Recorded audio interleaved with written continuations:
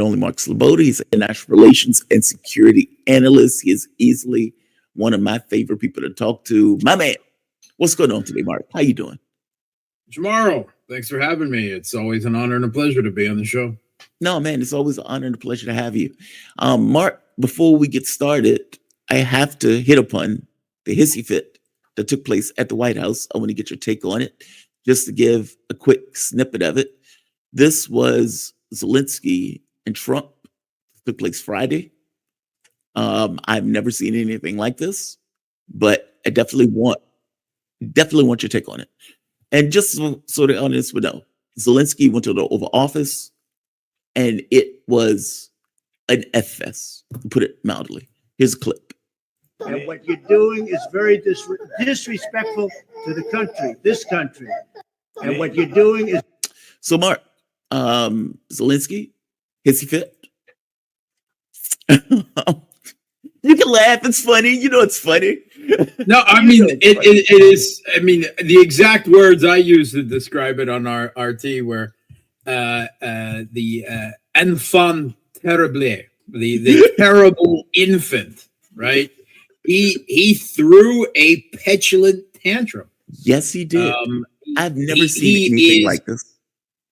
He has been created into such... He has such a sense of entitlement. He is such a spoiled brat, and not just in terms of what he gets, but of how he is used to being treated by Western elites and leaders. And here you have a Western leader, in fact, now the leader of what has been up until now, at least, the Kiev regime's most important and largest patron, right, by far. And that patron has changed its attitude towards him with the new administration completely. And my first reaction upon only seeing the 10-minute clip that I think most people have seen was, wow, this was some kind of tag team between Trump and Vance. This was some kind of ambush, right? I don't think so.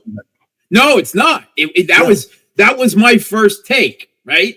But if you watch the entire 50 minutes, the 40 minutes of conversation before them, and then so it was clear off the bat, right, that Trump was a little peeved. Annoyed. Annoyed, whatever, pissed off at Zelensky because Zelensky refused to wear a suit, right? And the Kiev regime side had been warned in advance by the White House, this is a formal event, right? And suits are inspected. Right? Your neo-fascist Che Guevara chic is just not going to cut it. And it has to be said that the rest of Zelensky's team, which usually struts about like he does, right, put on suits. Even Yermak, his Gray Cardinal chief of staff, whom we haven't seen in a suit in quite some time, put on a suit. And considering his build, he looked much better for it, I have to say. But Zelensky still didn't. So right off the bat, when Trump greeted him as he arrived in the White House out the car and made a little, he joked took a little shot at him. Oh, I see you dressed up, because he was wearing all fascist black, right? That's right. Yeah, with the Ukrainian symbol. But, they weren't going to make a huge deal out of it. They got their point. And then they sat down. And this was a bit unusual. Usually when a foreign leader comes over, there's a brief question and answer before or after with the press. But, it's pro forma. This was an extended conversation with them to the press before they went to what was supposed to be the substance of this meeting, which was the signing of this resource deal, which is being presented in the press as a rare earths or minerals deal. So Zelensky had originally refused this deal because it's not very favorable on economic terms. It's not favorable on economic terms at all to the Kiev regime, right? It's 50% of everything. It's economic colonialism, right? Yeah, it's insane. Yeah, I mean, including on things like ports and infrastructure and Oil, everything. Gas. Yeah, but yeah, oil, gas. And here's the thing: is it's being presented as that like Ukraine is some treasure trove of minerals just waiting to be exploited or make anyone rich, and it's not the case, right? I mean, they've got some minerals, some of them rare earths. Again, first of all, not that rare. Second of all, I mean, there's plenty of them in the United States. There's far more of them in Russia, right? They're around the world. It's just that they're not always easy or profitable or practical to extract, right? In most cases, you have to destructively strip mine huge swaths of lands and filter it, right? Because that's what you have to do to get the rare earth. They're not like big chunks of ore, like you might get with, normal metals and things like that. So the reason why the rare earths in Ukraine have not been exploited yet to any significant degree is because they will require a huge amount of investment in infrastructure without any necessary guarantee of turning a significant profit off of it, right? And again, you have the fact that 70% of Ukraine's, what mineral wealth they do have, right, is already in Russian-controlled territory, as Forbes, pointed out over, we're looking at it like 2 weeks ago now. But so Zelensky initially said no. Then he received a second offer, right, that has slightly different terms, but amounts to the same thing. It establishes a fund, right? And it's no longer it actually might in long term end up being worse because the first one at least tapped out at 500 billion, right, which is what Trump claims that he wants, that Zelensky owes the United States. But the new one didn't even have that. There was no cap. It was just into perpetuity. There was no real concrete legal framework, right, for this deal. This deal was little more than a message of intent, right? It was not a concrete deal. There was very little, there was no legal backing here. There was no details. It was a political gesture for the most part. Now, the Europeans then convinced Zelensky to accept it. And the argument they made was, look, Trump is ready to walk away, right? He doesn't like you. He doesn't like us. He's not interested in this. We need to tie him in. And he's refusing to give Ukraine security guarantees, right? Right. We're not interested in a peace process without already having security guarantees agreed to, which means a commitment not just of U.S. weapons and so forth, but almost certainly U.S. troops, right? And NATO without calling it NATO. And it has to be said that Biden had never made security guarantees to Ukraine either. There was lots of talk about it, but it was never done either. So there's that there. We need some kind of security guarantees to either avert or at least, have this reassurance going into a peace process that if the war restarts, oops, we shelled Ukraine and we shelled Russia and blamed it on the Russians, something like that. Then suddenly the U.S. is at war with Russia, right? That's actually the scenario that they want.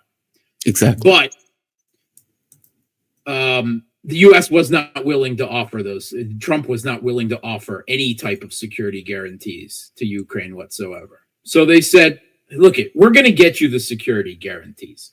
First, they made the argument that this deal, while it doesn't, the U.S. Trump wouldn't explicitly agree to any security guarantees in the deal. in return for this. There's kind of what they're saying are implicit security guarantees. It gives the U.S. an economic investment in Ukraine that they would want to get their money out of the deal. And then Trump himself specifically talked about if there's U.S. workers on the ground, right, exploiting this stuff, then no one will touch them, right, because they're Americans, which is just nonsense, of course, because no company is going to put their people on the ground in an active war field, whether they're initially being directly targeted or not. And if anyone thinks that Russia wouldn't, target them on the ground, I think they're horribly wrong in that regard. But this was the argument presented, that it's some type of implicit security guarantee. The other thing, because this was part of a tag team effort over the last week, because it was preceded by trips by both Macron, the president of France, and the prime minister of the UK, Keir Starmer, to Washington to meet with Trump. And they knew that Trump was dead set against security guarantees for Ukraine. And their argument was, we want to put 30,000 troops, European troops, on the ground, mostly British and French and some others. But And they're not calling it now a peacekeeping force. They're using this new woke term to describe it, reassurance force, right? So when there's a ceasefire, we'll put a reassurance force, right? Which is another way of saying human tripwires, right? And they don't even want them on the front lines. What they're talking about is putting them in the rear, just with the idea, right? There's two ideas here. One is that they believe that if they put European troops on the ground, that Russia won't touch them because that would mean war with Europe, and Russia's afraid of that, or won't go down that road. Okay. Again, Russia has said again and again, if there's any foreign troops, in the conflict zone, they will be targets, right? Targeted, They have to. That's from the beginning. And they've done it repeatedly against, non-official troops that were there assisting the Kiev regime on many, many occasions in this conflict that, that the West is not admitting to, right? Mm-hmm. The second they believe is that if Russia did target them, then they would go crying to the U.S. and that whatever Donald Trump says now, that the public pressure, NATO, everything would be on Trump to then enter on their side, right? He won't. That ultimately, whatever he may say, that he'll be dragged into. Okay, but that's their belief. Third of all, they still have some delusional belief that they actually have capable militaries, despite everything that their own military audits and press have reported about their military. And they're still living in this fantasy land where Russians are fighting with shovels and have no morale. And that if Western troops and Western weapons show up on the horizon, the Russians will just run away. They are still living in la la land. They're still living in this bubble of their own propaganda. They're still drinking their own Kool-Aid. Right, so that's the logic there. So what they were going to ask Trump for, you won't give security guarantees for Kiev, right? But will you give security guarantees for us if we put troops on the ground? You said you want us to do the heavy lifting. Well, we'll be the ones to put troops down there. You just provide us with intelligence and logistics and air cover, which would mean a no-fly zone, which would mean engaging the entire Russian Air Force and air defense network over, Ukraine. You just do that, right? And we'll take the rest, right? They're thinking of playing to. You said you want us to carry the burden of the Ukraine. Well, here we're offering to do it. All we just need is a backstop from you, meaning that all of these security guarantees that all of these European countries have presented to Ukraine, including the UK, most recently with Keir Starmer, right? 100 years, of security guarantee promised with Ukraine. It means absolutely nothing because they're afraid of Russia.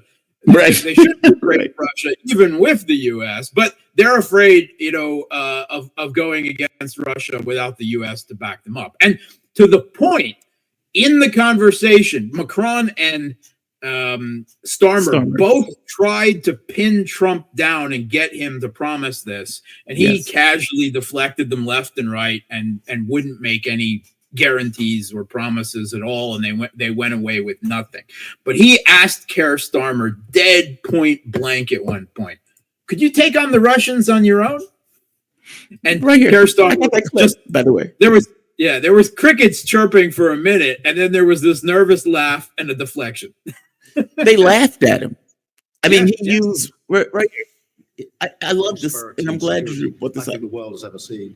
Whenever necessary, we absolutely backed each other up, and that's. Could you take on Russia by yourselves? Well,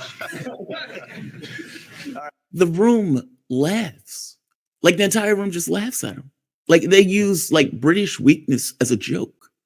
It's not just British weakness, right? It's assumed that question was not just for the UK, but all of Europe together. And I mean, a lot of people aren't paying attention to these things, but the British press has, on one level, of course, it's got its propaganda and its jingoism and everything. At the same time, there are so many assessments of the sorry state of the British military, how they can't even get enough people to meet their recruitment demands, something the U.S. has had problems with up until Trump was elected, by the way, and they suddenly changed their advertising policy away from the woke BS that they've been advertising with, right? And they refused service to transvestites and the like. Now under Trump, suddenly enlistment numbers evidently are sharply up. Yeah, but the UK, and they have all kinds of military. It's not just that. They gave all of their howitzers, they gave all of their artillery pieces to Ukraine already. Same thing with artillery, right? They have less than 2 or 3 days of artillery and shells and ammunition for high intensity war with Russia. 2 or 3 days. France is not in much better shape. Again, according to their own military assessments of where they are. All the European countries, even you roll them all together, they're not paper tigers because even on paper, they look like chihuahuas. That's the cold reality, right?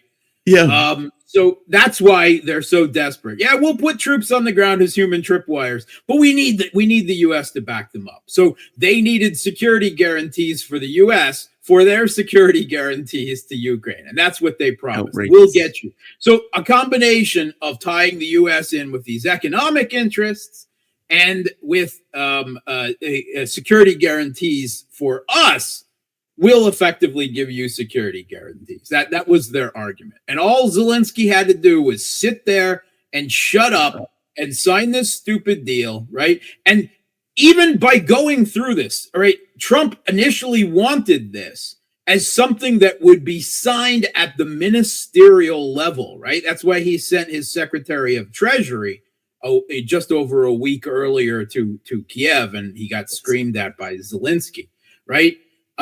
They did not want a face-to-face meeting. They were already peeved at Zelensky over wrangling over this deal and everything. And they were against this. In fact, as late as during the week, Macron evidently pushed, be careful what you wish for, people, pushed for Trump to go ahead and meet with Zelensky. And the reason why Zelensky wants this is because if Zelensky is seen as signing this, whether that, again, has any legal or thing, that is Trump accepting him as the president of Ukraine.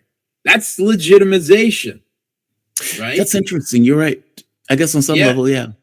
Yeah, that all the talk about elections and everything would go away, probably, if not be incredibly more muted. How can you say that the guy's not legitimate after he just agreed to sign away half of his country's wealth to you, right? That's so right? wrong. So that was a big motivation for Ukraine as well. So they went ahead with this.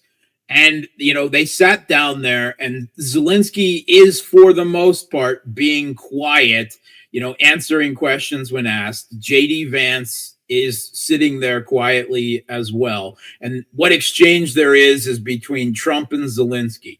And it was mostly amicable for the 40 minutes, right? That's why they don't show you those 40 minutes, because they're fairly unremarkable. And then Trump said, we'll take one more question and then we'll go and we'll sign this thing and have lunch and we'll do a press briefing and it'll all be over, right?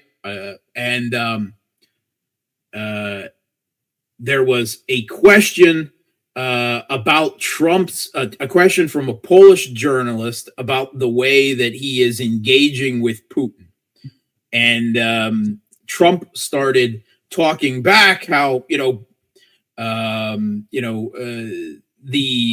what good you want to call Putin names? Well, what good would calling Putin names? Biden was calling Putin names, and where has that brought us? Right? We need to do diplomacy. That's Can't make a deal like that. Kid yard stuff, right? Yeah. And at that point, JD Vance jumped in, and JD Vance, shall we say, more eloquently and coherently made the same argument, right? Yes. And it was mostly an argument against the Biden administration.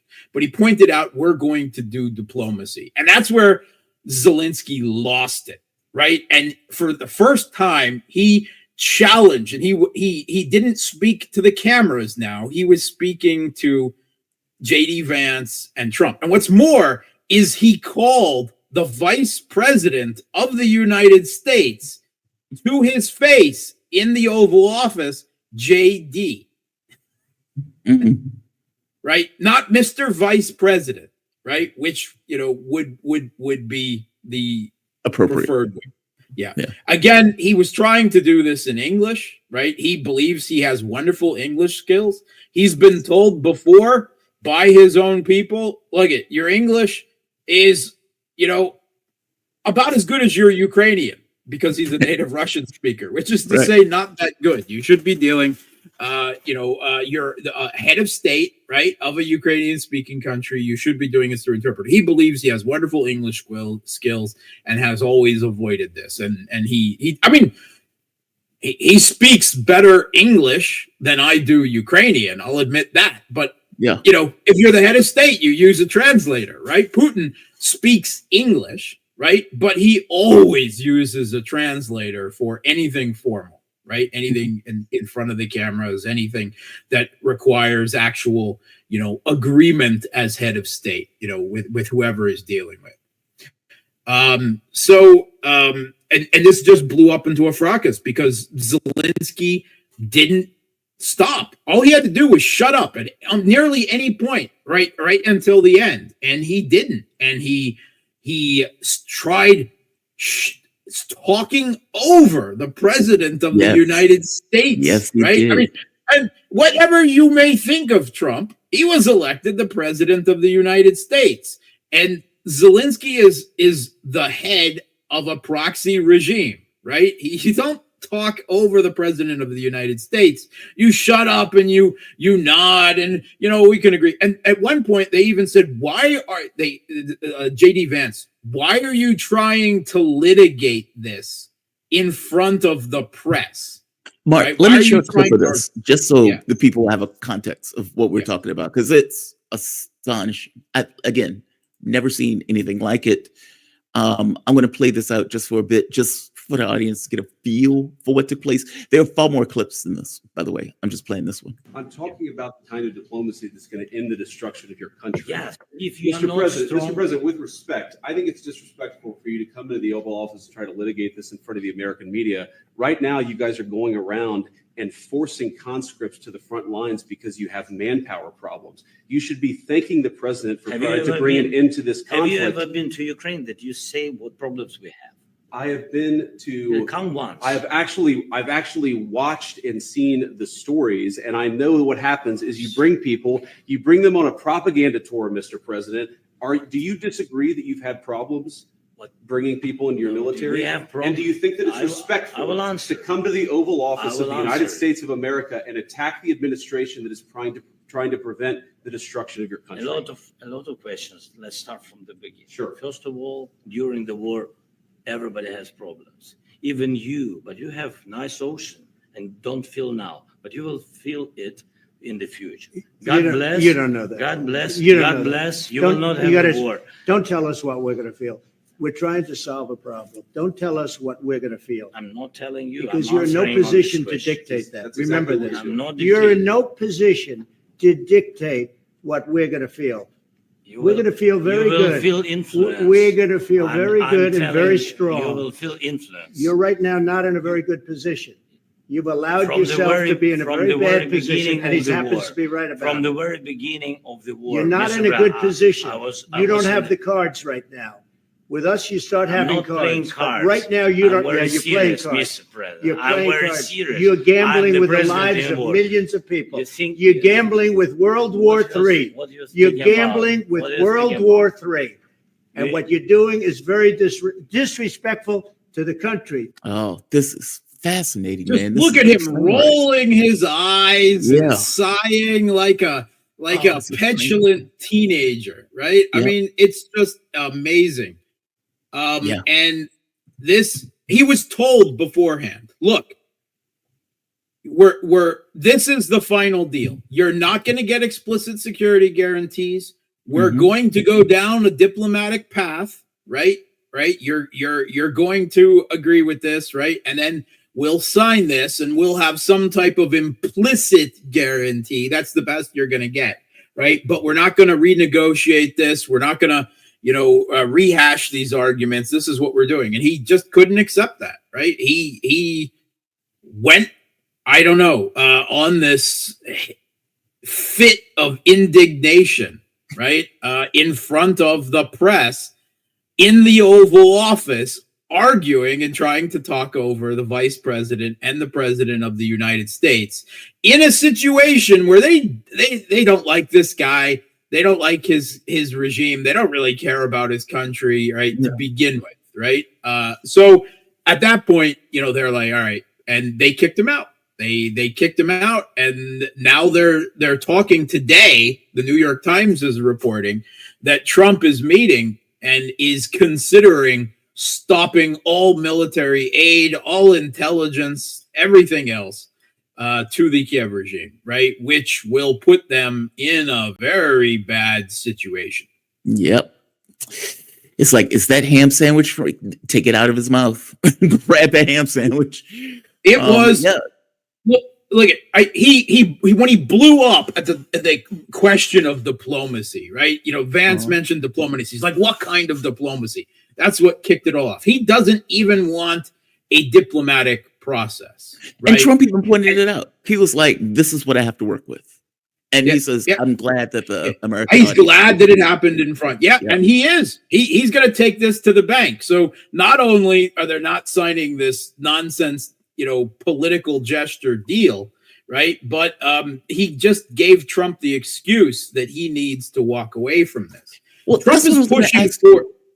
No, Yeah. no, please finish. Trump is pushing for a ceasefire, right? Right. He believes that a ceasefire will kick it off. Certainly, the Kiev regime desperately needs a ceasefire, right? It needs, because that time, that's why Russia won't agree to a ceasefire. We've been down this road before, right? With the Minsk, both rounds of the Minsk Accords, with the Istanbul communique when we pulled back from Kiev and everything else. No, you're just going to use it to rearm and retrain, and no, until there is a permanent agreed upon solution on our terms, no ceasefire, none. And all the West keeps talking is about a ceasefire, and we'll put Right. troops on the ground on the ceasefire.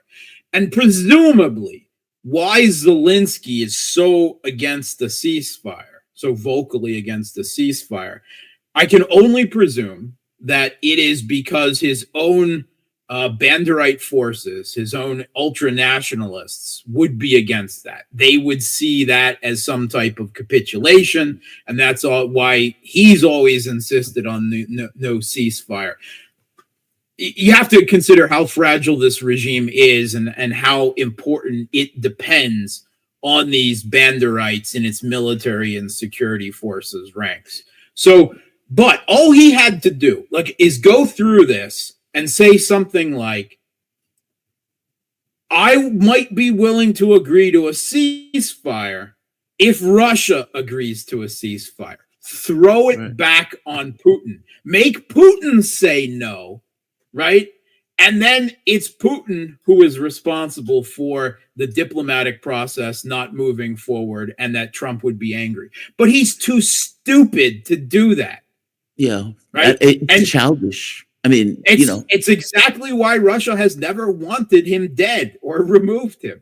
It's because almost anyone else would be a more capable diplomat and leader for their country than Zelensky. where does this leave Zelensky and Ukraine now? I mean, it was something that Trump said in the meeting. Effectively, I empowered you to be a tough guy by effectively giving you money and aid and everything else, which hints at this idea of, okay, if I empowered you to be a tough guy, I need you to not be that tough guy with my empowerment. Basically, figure this out on your own.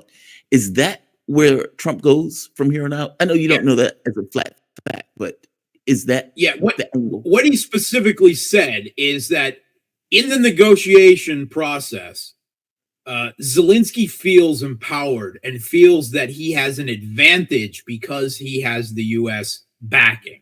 But Trump is saying he doesn't actually have an advantage. What he's not saying is because the U.S. itself isn't in an advantageous process, and he's admitted that Putin holds all the cards, that Russia has all the advantages on the battlefield in this situation, right, and everything. He has been pushing for Zelensky to go ahead with this, and because he's refusing so much. Trump made the argument after this, fracas in the White House, that, well, maybe I should pull all my support from you and show you what kind of real diplomatic position you're in.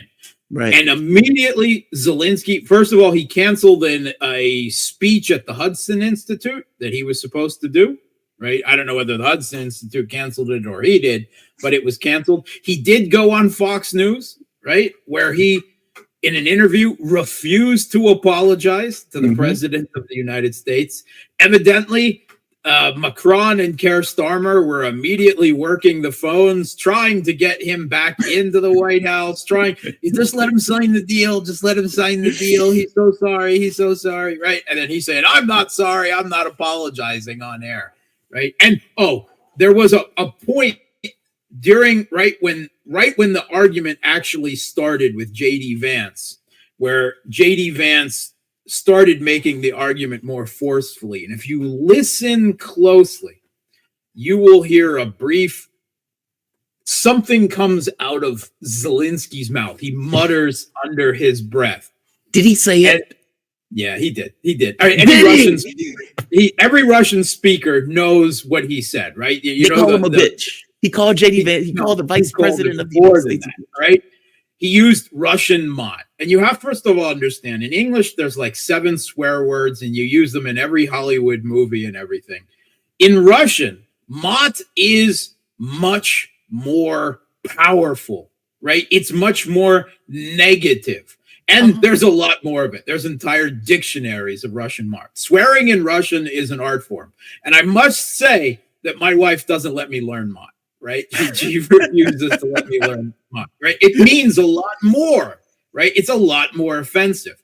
And he muttered under his breath, "Suka bля," which is like saying, all right, so the YouTube audience here, right? We can't push the YouTube censors too far, but he called him a female dog that was engaged in crass fornication. Oh, gee. Jeez. Right? How do you call the VP a bitch? Yeah. That's astonishing. I mean, again, stronger than that, right? In front of his face. I know, but I'm going with the world's press. DC version. Right? Yeah. So, I mean, again, the man is such a terrible diplomat, a leader for his country engaging in other countries. But he went home, he went back to the UK, and he was greeted in Europe as if he was a conquering hero. He was Yep. practically Caesar given triumphs on the street. Every European leader, be brave, be fearless, right? They're all tweeting at him, we're with you, blah, blah, blah, right? The entire leadership of Europe, minus Orban and Fitzo, of course, right, are lining up with Zelensky against the president of the United States. Can you imagine them in the Kremlin? Could you imagine them, right? I mean, they just must have been rolling on the floor laughing. This plays into Russia's hands so well, right? I mean, not only is Kiev likely to lose U.S. support out of this, right? But the damage done to the transatlantic relationship and potentially to NATO, I'm not saying that NATO is going to fall apart, right? Within the next few weeks or even the next few years, but the damage done to this already is huge. Yeah. It's huge. And now the Europeans are meeting again, and over the weekend, they have moved forward, and Keir Starmer is with his paltry British forces and dreams of Britain being a great power. He has taking the lead, and he has declared a coalition of the willing. Right here. Right. This right here. Here he is. Yep. First, we will keep the military aid flowing and keep increasing the economic pressure on Russia to strengthen Ukraine now. Second, we agreed that any lasting peace must ensure Ukraine's sovereignty and security, and Ukraine must be at the table. Third, in the event of a peace deal, we will keep boosting Ukraine's own defensive capabilities to deter any future invasion.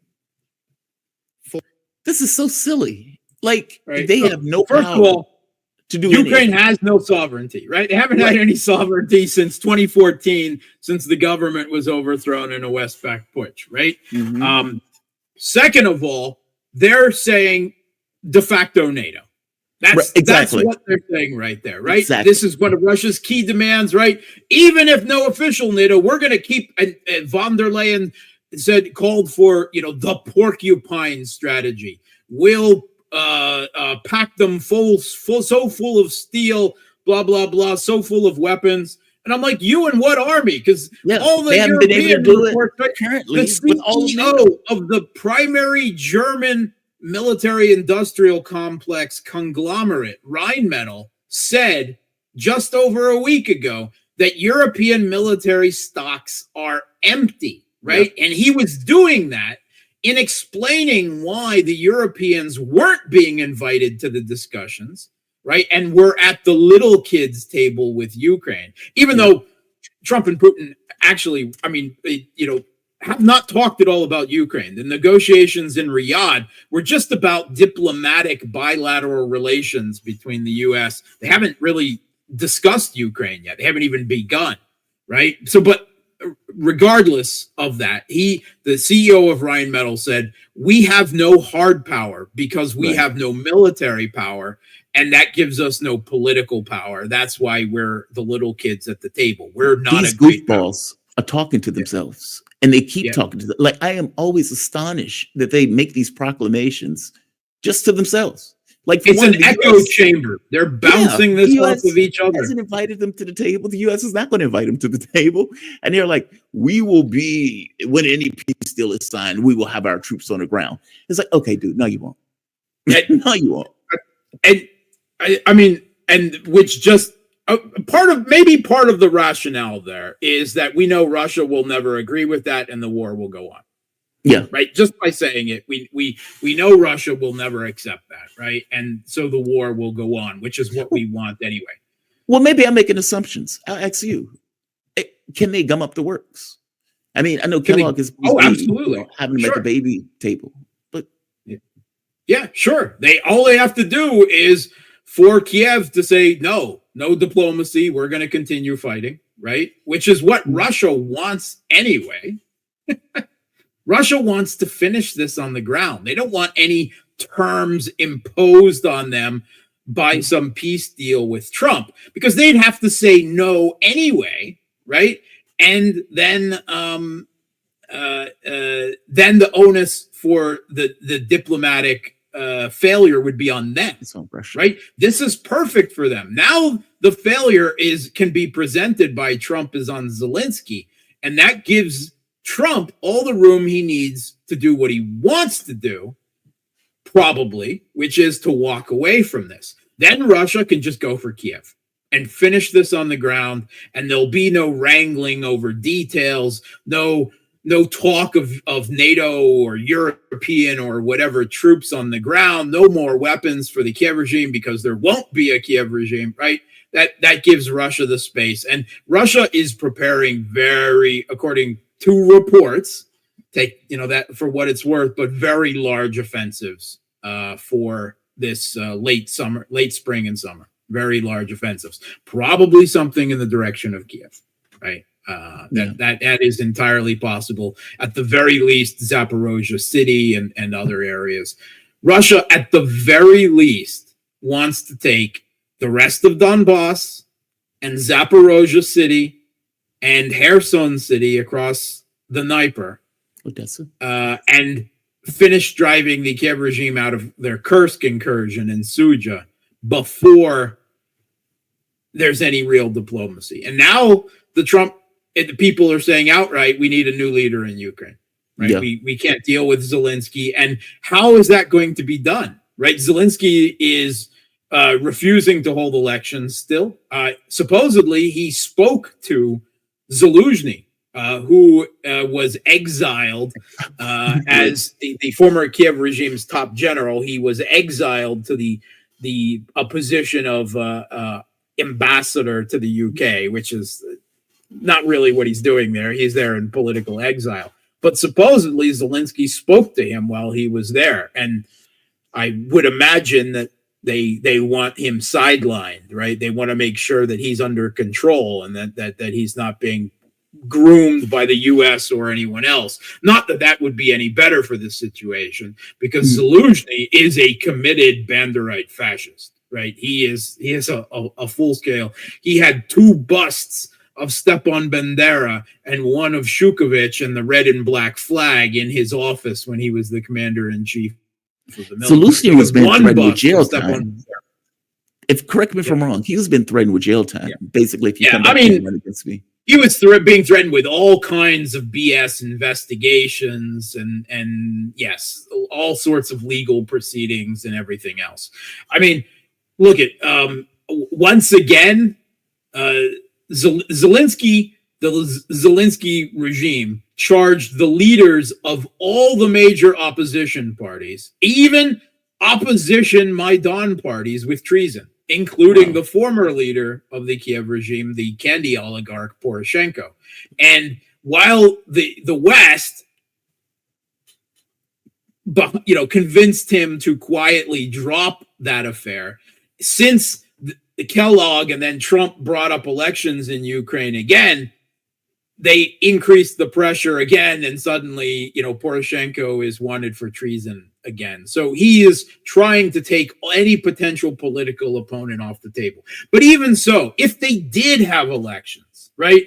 Elections, quote unquote, with all real non-Maidan opposition banned in the country, right? Which is, not real elections. It's sham elections. It's like everything that has happened in Ukraine since the West-backed Maidan putsch, and the voices of East Ukrainians were lustrated and silenced and pogromed and everything else. That way, only more so. But that would take months and months and months, assuming that someone just doesn't get rid of Zelensky. The shield of protection is off of Zelensky, right? The U.S. shield of protection.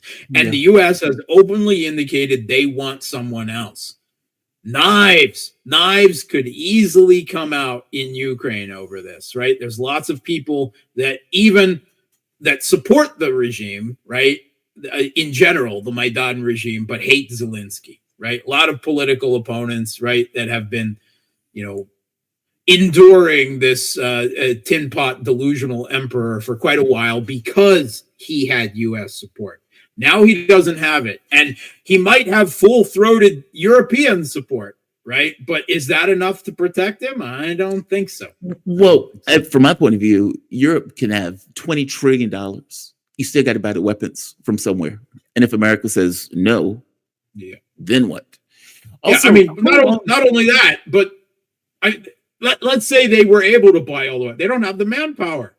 They don't have the manpower, right? How long can they last? They still are dancing around a mobilization of down to 18-year-olds, right? Because of the domestic political repercussions, because they've got this demographic narrowing and there'll be no future for the country when these young men die, so on and so on. It's a tough situation. But this hope is still to drag the U.S. into this. And Europe, after agreeing supposedly now among themselves with the coalition of the willing, they're going to Washington, D.C. again this week. Are they? Rehash the same thing again, right? Supposedly with a stronger show of force and commitment of troops this time, but they still are going to demand a U.S. backstop. They're going to say, we'll pay for it, right? With what? Debt.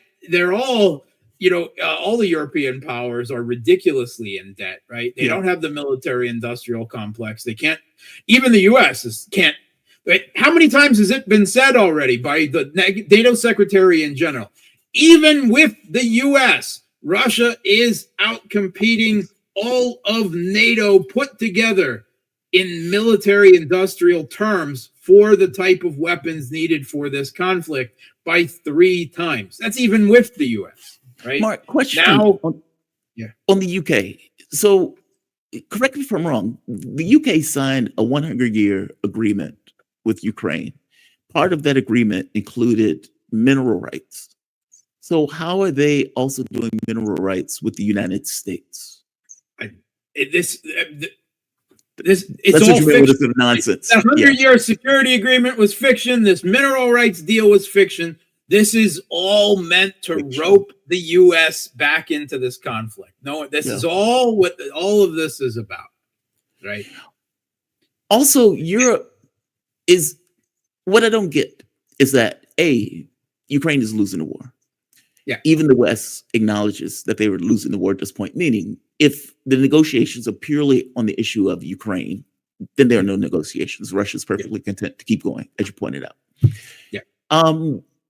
Certainly they know, just gaming it out, that Russia has to target any European troop that comes in because it's a nose under the camel's tent if they don't. So when these guys are out there saying we're going to put troops in, they have to know that this is effectively, you are risking a third world war. Okay, they don't know that. They don't know that. They don't believe that. How can they not know that? They live in their own delusional world, right? So they've got fallbacks of logic. First one, if we put our troops on the ground, that's NATO troops on the ground protected by Article 5, and Russia, whatever they say, won't dare to attack our troops in Ukraine. 2, if they do attack our troops, whatever Trump may say now, he'll be forced to come and save us. So they're there, if not as a deterrent, then as a human tripwire. They never expect, and third, a lot of them read their papers, read even their top generals. They're all delusional, right? The heads of their military, everything, they still believe that they have some great military forces and that Russians are fighting with they buy into their own problem. You've got different layers of delusion and arguments if you read their articles, their papers, their statements that they fall back on. But they do not accept the World War III argument, right? They are convinced that Russia will back down, and if they don't back down, then Big Brother United States will come to their rescue. That is their belief, and they are willing to risk World War III because they are not willing to accept losing to Russia and terms in this conflict being dictated even 70% by Russia. They said it outright. We do not, Schultz said it, Starmer said it, we will not accept the demilitarization of Ukraine. To the contrary, we're going to pump Ukraine so full of theoretical future weapons that it will be the pillar of European security, i.e., it will be a de facto NATO battle platform for us into the future against Russia, and Russia will, of course, not accept that. The I'm most beginning to think you're right. cynical of the European people will be saying, we know Russia won't accept this. We want the war to continue, because maybe some black swan event will happen, and maybe the 25,000th sanction will be the one that breaks the Russian economy's back, and it will all be over, right? Something like that. Or ultimately the US will get drawn in, and then we'll defeat Russia, and it will all be over. They cannot accept losing to Russia in Ukraine. So Won't given what accept it. happened, I'm sorry to interrupt. Given what happened, how do you think this turns out then? I mean, is this, okay, there is no peace deal. There won't be a peace deal. Zelensky No, there was never going to be a peace deal. There was never going to be a peace deal. It's solved on the battlefield. Yes, it was always going to be solved on the battlefield, because I guess the Russian terms could never be accepted by, not even by a U.S. president. Right? But see, Trump would have even accepted those terms because Trump didn't care. The issue is Zelensky in Europe. That's not necessarily true, because Trump was always making statements about arms for Ukraine, and he was making statements, we'll get most of Ukraine's land back for them, all of these things. You know, when Russia presented their arguments about Donetsk, Lugansk, Crimea, Kherson, Zaporozhye, demilitarization, denazification, denuclearization, all of that, right? There's no way that could have all been accepted. And Russia, they've sacrificed too much to accept any less, right? Yeah. They've said it again and again, right? Putin would accept enormous political damage. It would be the end of Putin politically if when the Russian people saw victory and he backed down for some deal with Trump and half-arsed promises, right? And you know, handshakes, you know, which would be declared a Minsk III, right? In Russia, which is, you know, Russians won't accept that, right? They taste victory, right? They're and I believe that in the Kremlin, they ultimately see that we cannot coexist with this regime, right? We tried so many times, right, to come to a political settlement, and it's impossible. So the only way is to remove it root and branch, because if this ends and this regime isn't gone and NATO doubles down on, you know, its support of it, you know, whether it's you know, officially in NATO or not, that's almost moot. Then you know, our problems don't go away. In fact, they will only become worse, right? And for our national security and for the future of all the Ukrainians that aren't Banderites, right? We have to see this through to the end, because there is going ultimately to be no other peace in Ukraine or for us until this Banderite regime is rooted out of Kiev, and probably as far as Lvov, root and branch. So how far do you think they plan on going? This is take over the entirety of Ukraine. Is basically accept guerrilla war. That was, go back to my very first interviews on this conflict in 2022. Yeah. Right? In March, the first week of March. And I'm sitting next to some other, you know, alt media people who speak about the military, right? You know, and in some bombastic terms, who lined up and said that it would all be over in 2 months. And they came to me and I said, it will be a forever war, right? Quote unquote, forever war. It is very unlikely that we will see real peace in Ukraine for the rest of our lives, right? Whether it's a frozen conflict, a guerrilla war, hot war, war with the West directly. It Humpty Dumpty has broken, and all the hegemon's horses and all the hegemon's men can't put Ukraine back together again. Do you think Trump is going to be able to normalize relations while the war goes on? That will be hard, but he's successfully ignoring the Democrats and the press right now, right? Yeah. He now has the shield of saying that Zelensky and all of Europe gave him the big middle finger, right? So it won't be easy, right? But he has the capability, and he has at least shown part of the gumption to actually walk away from this. Now, I said just months ago on here that no U.S. president could walk away from it. And now I have reassessed. Trump could do that, right? Will he do that? That's the question. Look, as far as they were concerned, even this mineral deal was them implicitly making security guarantees to Ukraine, right? A lot of people think that Trump is somehow just wants to agree to all the Russian terms. No, Trump has his own unique sense of what U.S. national interests are, right? Some things I agree with, some things I don't, but he's not pro-multipolarism, people. He's not a good guy. There is no good guy, right? You can't elect Coke or Pepsi and elect Coke or instead of Pepsi or the like and all the world's problems. He is still the U.S. president. And if we have a U.S. retrenched Western Hemisphere empire instead of a U.S.-led Western hegemony in pursuit of primacy and hegemony,